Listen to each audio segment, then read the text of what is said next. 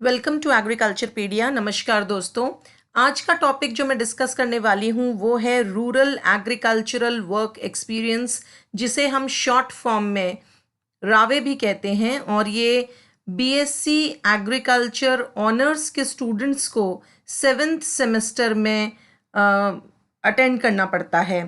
तो बेसिकली आज इस वीडियो में हम ये जानेंगे कि रावे होता क्या है, किस तरह से इसको किया जाता है, इसका इवैल्यूएशन प्रोसेस क्या होता है, क्या क्या चीज़ें इसमें पढ़ाई जाती हैं या समझाई जाती हैं या फिर आपके जीवन में उतारी जाती हैं। गवर्नमेंट ने रावे क्यों मैंडेटरी किया है बीएससी एजी के स्टूडेंट्स के लिए। तो सबसे पहले हम शुरुआत करते हैं कि रूरल एग्रीकल्चरल वर्क एक्सपीरियंस का पर्पस क्या है। तो नाम से जैसा विदित हो रहा है, ये एक ऐसा हैंड्स ऑन ट्रेनिंग है या ऐसा आपका लाइफ लॉन्ग एक्सपीरियंस है जो कि स्टूडेंट्स को हेल्प करेगा primarily to understand the rural situations. देखिए क्या होता है, बहुत सारे बच्चे ऐसे होते हैं जो कि अर्बन बैकग्राउंड से होते हैं, जिन्होंने कभी गांव की पृष्ठभूमि नहीं देखी होती है, जिन्हें नहीं पता होता है कि जब आप फील्ड में उतरते हैं तो क्या क्या परेशानियां आती हैं। अभी तक आप लोगों ने जितनी भी पढ़ाई की है फर्स्ट ईयर से लेकर थर्ड ईयर तक, वो सब था टेक्स्ट बुक के ज़रिए। हालांकि थर्ड ईयर में आप लोगों को प्रैक्टिकल क्रॉप प्रोडक्शन पढ़ाया जाता है, जिसमें आप लोगों को कुछ फील्ड आपको दे दी जाती है और आपको right from ploughing of the land till harvesting आपको सारे काम सिखाए जाते हैं। लेकिन उसमें ये होता है, एक छोटी सी फील्ड दी जाती है आपको कहीं पर आपकी यूनिवर्सिटी में या उसके आउटस्कर्ट्स में। लेकिन जो ये रावे है, इसमें आपको अटैच किया जाता है विलेजेस के साथ, ताकि सिर्फ खेती बाड़ी ही नहीं, आप लोग उसके आसपास का जो किसानों का जो पारिवारिक रहन सहन होता है, उनके घरों में क्या प्रॉब्लम्स होती हैं, किस तरह से वो लोग उनका क्या माइंडसेट होता है कि अगर उनको लोन लेना है तो किस तरह से वो सोचते हैं, किस तरह से वो अपना जीवन बसर करते हैं, ये सब चीज़ें स्टूडेंट्स को सिखाई जाती हैं। जिससे कि अगर आपको किसानों के लिए ही काम करना है तो आपको बिल्कुल जड़ों से जुड़े रहना पड़ेगा, आपको ज़मीन पर उतर के उनके हिसाब से सोचना पड़ेगा, उनकी प्रॉब्लम्स को समझना पड़ेगा और एक सेतु का काम करना पड़ेगा between farmers and the technology makers. क्योंकि जब तक कोई टेक्नोलॉजी लैब से लैंड तक नहीं पहुंचती, तब तक वो टेक्नोलॉजी बेकार होती है। और बच्चों को रावे करना इसलिए भी ज़रूरी होता है क्योंकि आगे आप ही हमारे देश का भविष्य हैं। अगर आपने बिल्कुल पास से किसी भी चीज़ को देख रखा है तो आप अपनी दूरदर्शिता से आने वाले टाइम में जब आप किसी पोस्ट पर पहुंचेंगे या जब आप इतने सक्षम हो जाएंगे कि आप कुछ पॉलिसी बना पाएं, तो आप वो सारी चीज़ें ध्यान में रखते हुए ही पॉलिसी बनाएंगे और उसको कार्यान्वित करने की कोशिश करेंगे। तो बेसिकली रावे जो है, ये जो स्टेटस होता है एग्रीकल्चरल टेक्नोलॉजीज़ का, जो कि फार्मर्स अडॉप्ट कर चुके होते हैं, या फार्मर्स किस तरह से टेक्नोलॉजीज़ को प्रायोरिटाइज करते हैं, या फार्मर्स को क्या प्रॉब्लम आती है उन टेक्नोलॉजीज़ को अप्लाई करने में, या फिर फार्मर्स को क्या दिक्कत आती है स्किल डेवलपमेंट में या उनके एटीट्यूड को लेकर के कि वो नई टेक्नोलॉजीज़ को अपना सकें। इन सब का एक रूपरेखा जो होती है, जब आप विलेज के साथ अटैच होते हैं रोज़मर्रा में, सुबह से लेकर शाम तक जब आप अपना वक्त वहाँ पे ज़ाया करेंगे या वहाँ पे बिताएंगे, तो आपको समझ में आ जाएगा। और इसीलिए जो टाइमिंग्स होती हैं रावे की, it can be flexible for specific regions, जैसे कि नॉर्थ ईस्ट रीजन है या बिल्कुल सुदूर भारत में आप देख लीजिए राजस्थान का एरिया है। तो जनरली मेन क्रॉपिंग सीजन जो है उसके साथ ही कोइंसाइड करने की कोशिश की जाती है, ताकि स्टूडेंट्स को बिल्कुल सामने दिखाई दे कि खेत में हो क्या रहा है। अब सरकार ने जब ये रावे शुरू किया तो उसके ऑब्जेक्टिव्स क्या थे।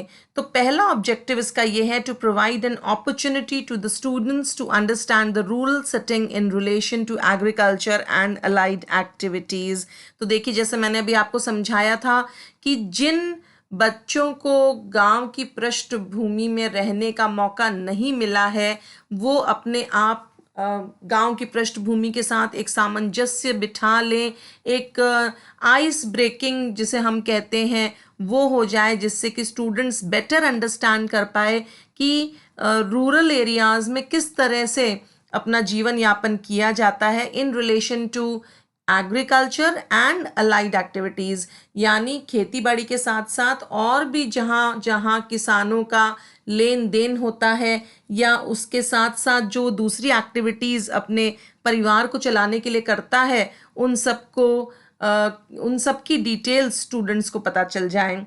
Then to make the students familiar with socio-economic conditions of the farmers and their problems. देखिए, अगर आपके पास बहुत सारा पैसा है तो इंफ्रास्ट्रक्चर की कभी कोई प्रॉब्लम ही नहीं होगी, आप पैसा दीजिए और इंफ्रास्ट्रक्चर लीजिए.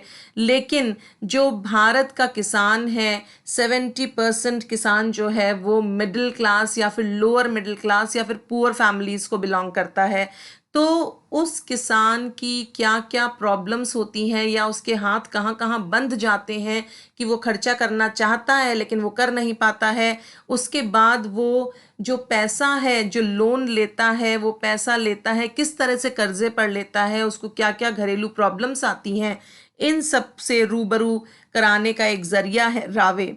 देन थर्ड ऑब्जेक्टिव है to impart diagnostic and remedial knowledge to the students relevant to real field situations through practical training. देखिए, अभी तक आपने सारी टेक्स्ट बुक्स के माध्यम से सारी पढ़ाई की, लेकिन जब आप खेत में उतरते हैं तो आपको सिचुएशन के अकॉर्डिंगली एक्ट करना पड़ता है. आपको कितना टाइम है आपके पास, कितना पैसा है आपके पास, या कितनी फसल खराब हो चुकी है, उस हिसाब से डिसीजंस लेने पड़ते हैं. तो ये नॉलेज भी इम्पार्ट करने का एक बहुत ही इम्पॉर्टेंट ज़रिया बन जाता है रावे, क्योंकि यहाँ पे प्रैक्टिकल नॉलेज इम्पार्ट की जाती है. देन फोर्थ ऑब्जेक्टिव होता है to develop communication skills in students using extension teaching methods in transfer of technology. देखिए, आप कभी ये नहीं कर सकते हैं कि अगर आप तमिलनाडु के किसी गांव में जाएं और आप वहाँ पे मारवाड़ी में उसको समझाना शुरू कर दें. आपको वहीं की जो लैंग्वेज है, जो रीजनल भाषा है, या उन्हीं के साथ साथ आपस में घुल मिल करके आपको अपनी कम्युनिकेशन स्किल्स को इतना शार्पन करना पड़ेगा कि सामने वाला किसान आपकी बात को समझना चाहे, उसके लिए राज़ी हो जाए और फिर समझे और उसको फिर लागू भी करे. तो किस तरह से आपको कम्युनिकेशन स्किल्स अपनी बढ़ानी है, किस तरह से आपको उसके घर में अपनी पैठ बिठानी है, ताकि वो और उसके परिवार के लोग आप पर भरोसा कर सकें. जब तक आप पे भरोसा नहीं होगा तब तक वो आपसे अपनी टेक्नोलॉजीज़ कभी भी नहीं लेंगे. देन फिफ्थ पॉइंट जो ऑब्जेक्टिव है रावे का, वो है to develop confidence and competence to solve agricultural problems. देखिए, जब तक आप प्रैक्टिकली फील्ड में नहीं उतरते हैं, आप में एक आत्मविश्वास की कमी रहती है. आप ये सोचते हैं पता नहीं क्या प्रॉब्लम आएगी, मैं उसका क्या जवाब दूंगा और किस तरह से उस समस्या का समाधान करूंगा, पता नहीं गांव वाले मेरी बात मानेंगे या नहीं मानेंगे. क्योंकि आप ही लोगों को आगे चल के district agriculture officer, district horticulture officer, ये सब पोस्ट पे जाना है, और आगे फिर आपको बैक टू बैक आईसीआर से लेकर फार्मर्स के बीच में एक ब्रिज का भी काम करना है. तो आप में आत्मविश्वास की कमी नहीं होनी चाहिए, और आप में ये स्किल भी होनी चाहिए कि किस तरह से आप सिचुएशन को देखते हुए कौन सी टेक्नोलॉजी किस समय किस किसान को देंगे, ये डिसीजन मेकिंग पावर भी आप में होनी चाहिए. और जो लास्ट ऑब्जेक्टिव है रावे का, वो है to acquaint students with ongoing extension activities and rural development programmes.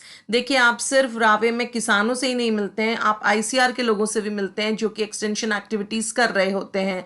तो आप किसानों की प्रॉब्लम्स को ऊपर पहुंचाएंगे और फिर वो आपको स्कीम्स बताते हैं कि देखिए ये स्कीम्स चल रही हैं, ये सब्सिडीज़ दे रही है सरकार, या इस स्कीम में जाने से या ये टेक्नोलॉजी लगाने से किसान को फ़ायदा हो सकता है. तो स्टूडेंट्स की भी नॉलेज इंक्रीज़ होती है.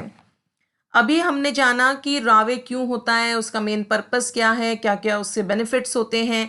अब हम आते हैं बेसिकली जो हमारा स्ट्रक्चर है रावे का पढ़ाने का, वो क्या होता है. तो रावे सेमेस्टर 7 में चलता है, 140 डेज का होता है, और इसको हम दो भागों में बांट देते हैं। पहला है component 1 which is rural agricultural work experience, और दूसरा है एग्रो इंडस्ट्रियल अटैचमेंट जिसको हम कहते हैं AIA। अब ये जो प्रोग्राम है ये 7 सेमेस्टर में लिया जाता है by BSc AG honours students. ये लगभग 20 हफ्ते का होता है और इसका जो वेटेज होता है वो 20 क्रेडिट आवर्स होता है, और ये दो भागों में बटा होता है जैसे कि मैंने बताया आपको, रावे और AIA। तो इसमें जनरल ओरिएंटेशन दिया जाता है ऑन कैंपस ट्रेनिंग के द्वारा बाय डिफरेंट फैकल्टीज, और साथ ही साथ आपको ऑफ कैंपस मतलब या तो आप विलेजेस में जाएंगे या आप केवीकेज में जाएंगे। केवीकेज होते हैं कृषि विज्ञान केंद्र जो कि ICR के अंडर आते हैं, या फिर आप किसी कॉलेज से अटैच हो सकते हैं या किसी यूनिवर्सिटी से अटैच हो सकते हैं या फिर किसी रिसर्च स्टेशन से अटैच हो सकते हैं।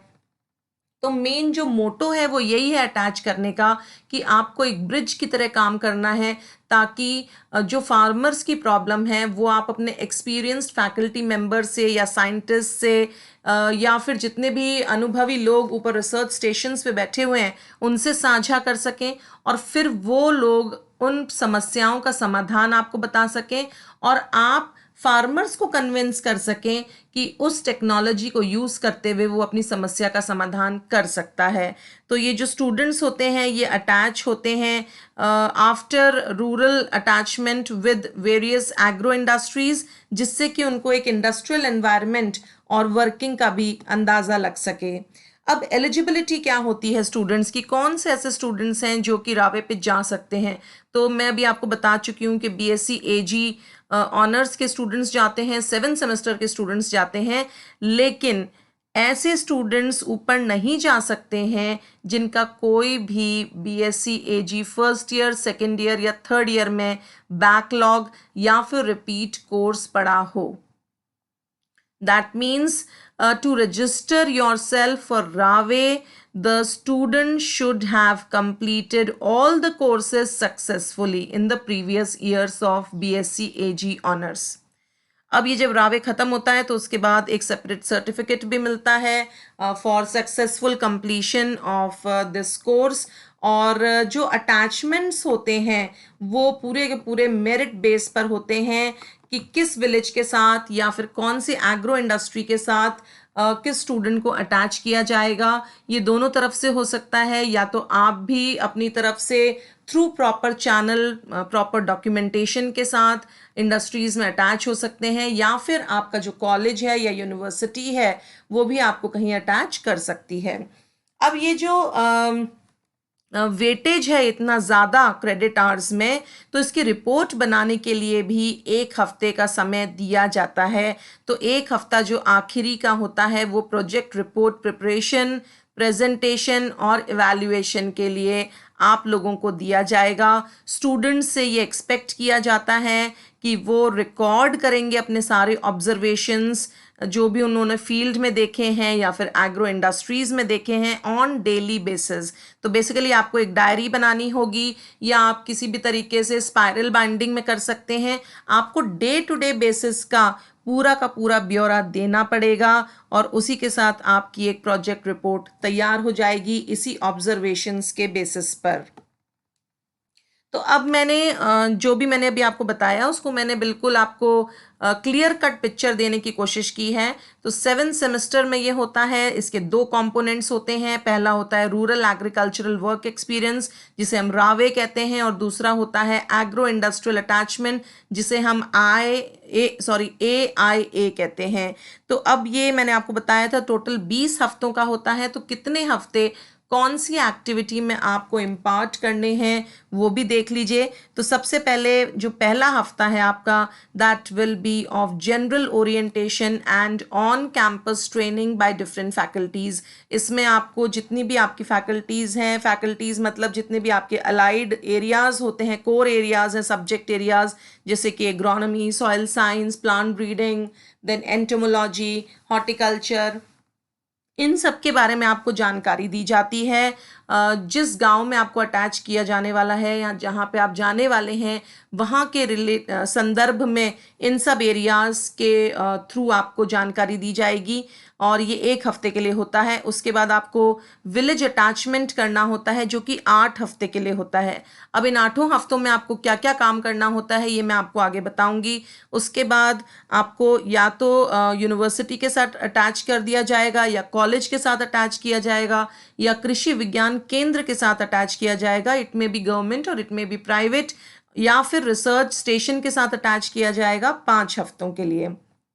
अब यहाँ पे भी आपको क्या क्या करना होता है उसके बारे में आपको जानकारी दे दूं कि जैसे अगर आप केवीके में जाते हैं तो अगर एग्रोनॉमी है तो एग्रोनॉमी में आपको like input use efficiency of crop या फिर क्रॉप प्रोडक्टिविटी ट्रेंड्स क्या चल रहे हैं या फिर क्रॉप डाइवर्सिफिकेशन पॉसिबिलिटीज़ क्या हैं अभी उस एरिया में, या on farm water management water shed management, इन सब के बारे में जानकारी चाहिए। या फिर इंटीग्रेटेड फार्मिंग सिस्टम क्या चल रहा है वहाँ पे, या प्रेसिशन एग्रीकल्चर किस तरह से कर रहे हैं, या कंजर्वेशन एग्रीकल्चर किस तरह से कर रहे हैं, इन सब की जानकारी आपको दी जाएगी। अगर आप सॉइल साइंस के संदर्भ में बात करते हैं तो जो एनआरएम है जैसे कि जिसे हम कहते हैं नेचुरल रिसोर्स मैनेजमेंट, या फिर diagnosis and management of problematic soils, या ऑर्गेनिक फार्मिंग अगर कोई फार्मर कर रहा है या करना चाहता है तो उसके क्या प्रॉब्लम्स हैं, उसके क्या प्रोस्पेक्ट्स हैं, या फिर आप किस तरह से कोई अगर डेफिशिएंसी सिम्टम है किसी क्रॉप में तो उसको कैसे देखेंगे और उसको दूर करेंगे, या फिर soil and water quality test है, या रेजिड्यू मैनेजमेंट है, या सॉइल फर्टिलिटी मैपिंग है। ये सब बातें आपको बताई जाएंगी सॉइल साइंस के संदर्भ में। अगर मैं प्लांट फिजियोलॉजी की बात करती हूँ तो जितने भी फिजियोलॉजिकल डिसऑर्डर्स हैं वो आप सामने सामने देख सकते हैं और उनके बारे में जानकारी ले सकते हैं।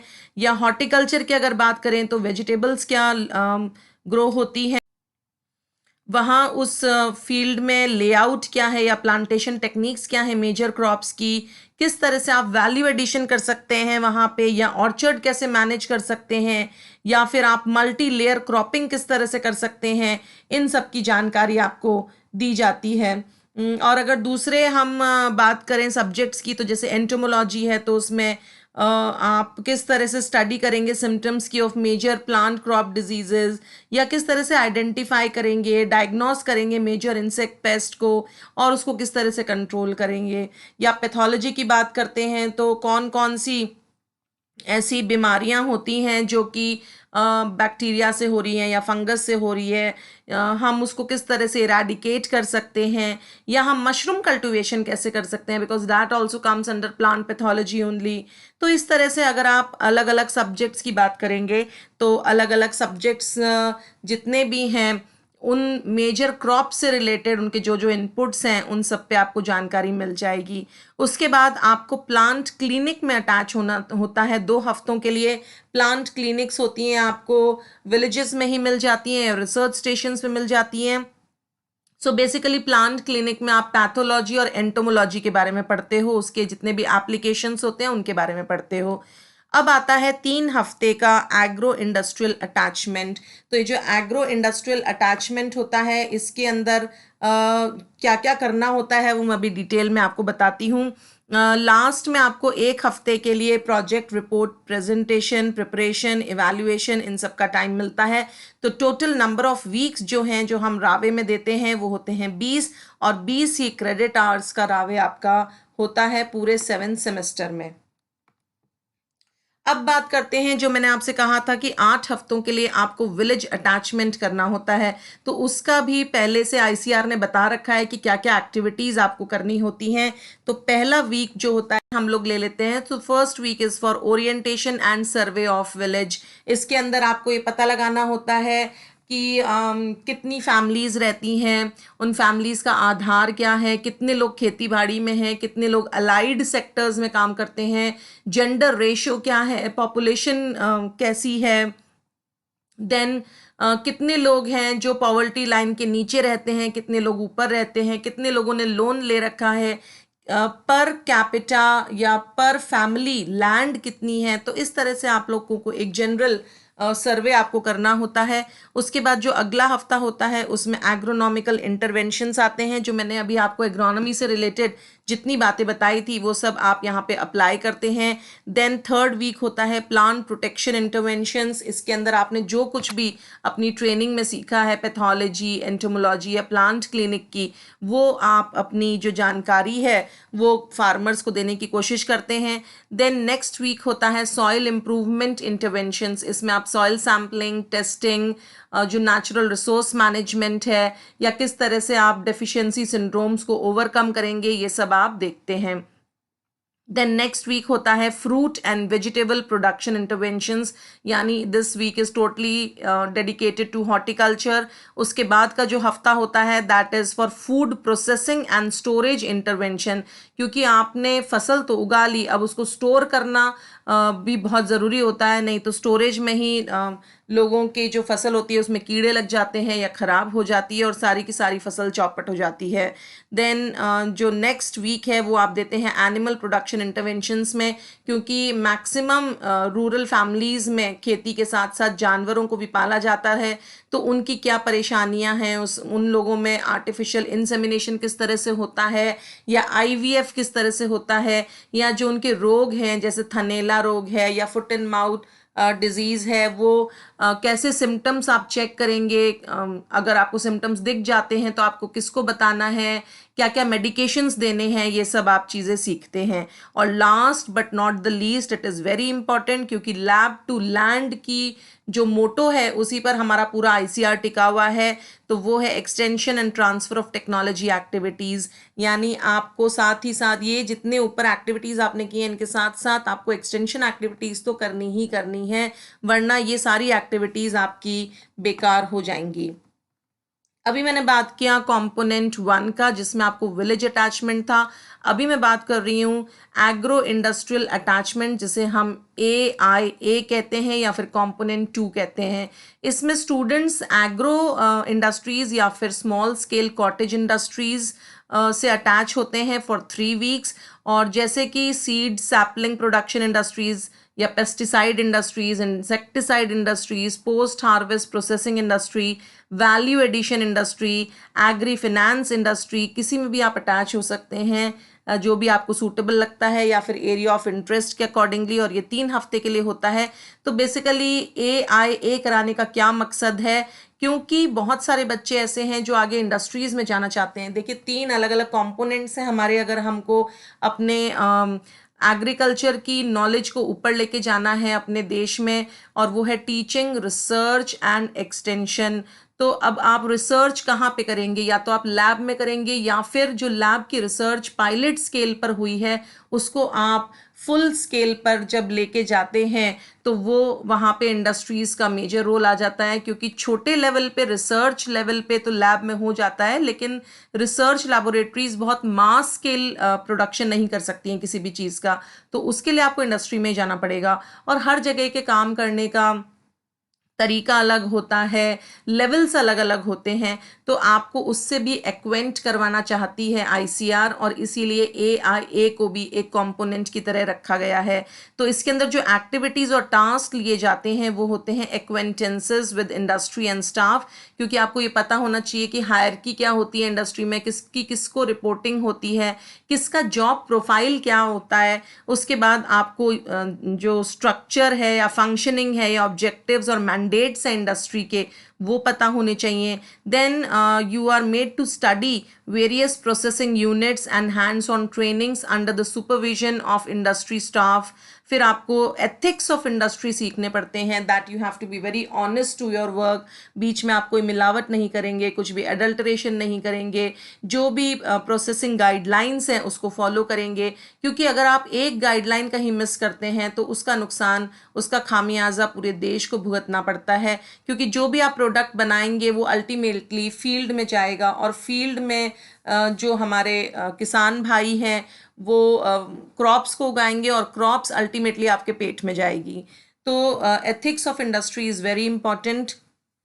उसके बाद इंडस्ट्री कितना एम्प्लॉयमेंट जनरेट करती है, कहाँ कहाँ जनरेट कर सकती है, किस तरह से एक्सपेंशन हो सकता है, इंडस्ट्री का कंट्रीब्यूशन क्या है एनवायरनमेंट को प्रमोट करने में। क्योंकि देखिए अभी पिछले 10 से 15 साल में एक सस्टेनेबल एनवायरनमेंट एक टर्म आया है, जिसमें आपको एनवायरनमेंट को बहुत ज़्यादा ध्यान देना पड़ता है। कहीं ऐसा तो नहीं है कि आपकी इंडस्ट्री की वजह से एनवायरनमेंट को नुकसान हो रहा हो। तो ये जितने पैरामीटर्स होते हैं वो भी आपको सीखने पड़ते हैं। Then learning the business network including outlets of the industry, उसके बाद skill development in all the crucial tasks of the industry. किसी भी इंडस्ट्री में बहुत सारे टाइम क्रिटिकल कंडीशंस आती रहती हैं, उसको आप कैसे ओवरकम करोगे, ये सब आपको सिखाया जाता है। देन डॉक्यूमेंटेशन कैसे किया जाता है एक्टिविटीज़ का, या फिर जो टास्क आपने परफॉर्म किए हैं उसका। Then performance evaluation, appraisal and ranking of the students. तो इतना काम AIA में आपको सिखाया जाता है। अब ये सब हमने देख लिया कि हमें करना क्या क्या है। अब ये भी समझ लेते हैं कि बच्चों का इवैल्यूएशन का पैटर्न क्या रहता है। ये काम तो सारे करवा लिए गए आपसे, लेकिन अब आपको मार्किंग कैसे की जाएगी।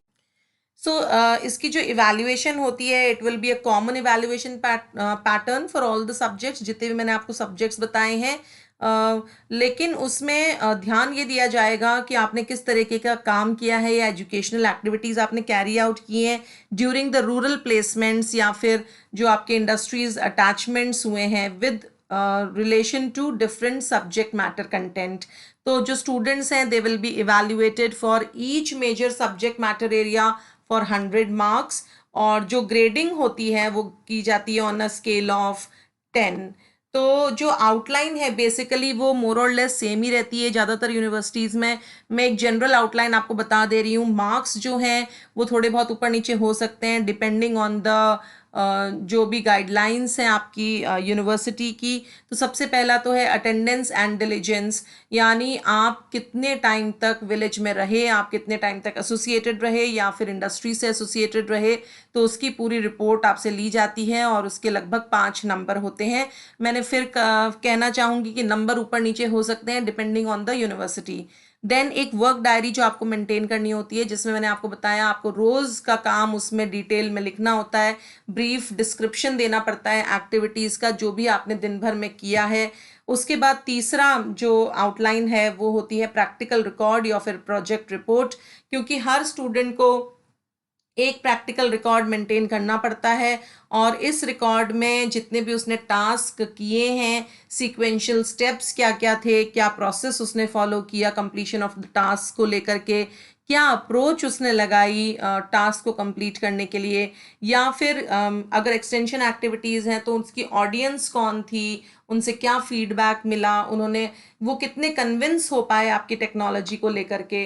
तो ये सारी चीज़ें आपको उस रिपोर्ट में लिखनी होती हैं। और जो प्रोजेक्ट रिपोर्ट होती है जो कि इंडस्ट्री से रिलेटेड होती है, उसमें आपको बैकग्राउंड देना पड़ता है, ऑब्जेक्टिव्स देने पड़ते हैं, विजन एंड मिशन देना पड़ता है, ऑर्गेनाइजेशनल स्ट्रक्चर, स्टाफ की पोजीशन, देन ऑपरेशन या कवरेज एरिया क्या है उस इंडस्ट्री का, और स्टूडेंट्स ने क्या टास्क उन्होंने उठाए, उन्होंने क्या आउटपुट दिया, उन्होंने क्या एक्सपीरियंस गेन किया, इन सबको लेकर के एक प्रोजेक्ट रिपोर्ट आपको देनी पड़ेगी। उसके बाद आता है परफॉर्मेंस ड्यूरिंग प्लेसमेंट। जब आप अटैच किए जाते हैं विलेज से तो आपका एक फीडबैक लिया जाता है वहाँ के प्रधान से या वहाँ के लोगों से, या फिर जिस बंदे को या जिस टीचर को आपके साथ असाइन किया गया है, जो भी आपके एक्सटेंशन के टीचर्स हैं, तो वो सब आपको एक ओवरऑल आपका जो भी परफॉर्मेंस रहा है वहाँ पे उसके बेसिस पर आपको मार्क्स दे देते हैं।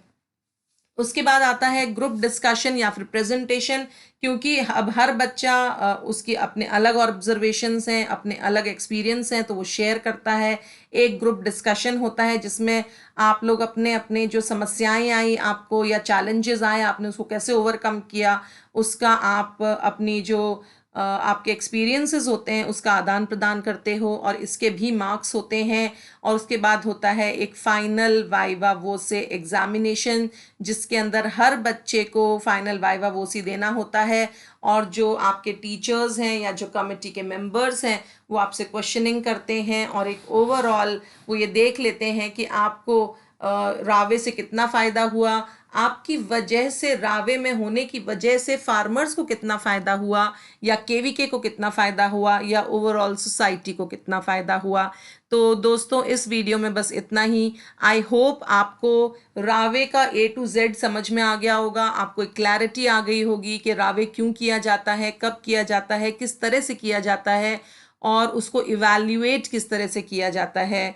दोस्तों अगर आपको ये मेरा वीडियो पसंद आया हो तो मेरे वीडियो को लाइक शेयर करिए अपने दोस्तों के साथ, इस पे कमेंट्स करिए, और मेरे चैनल को सब्सक्राइब करना ना भूलें। धन्यवाद।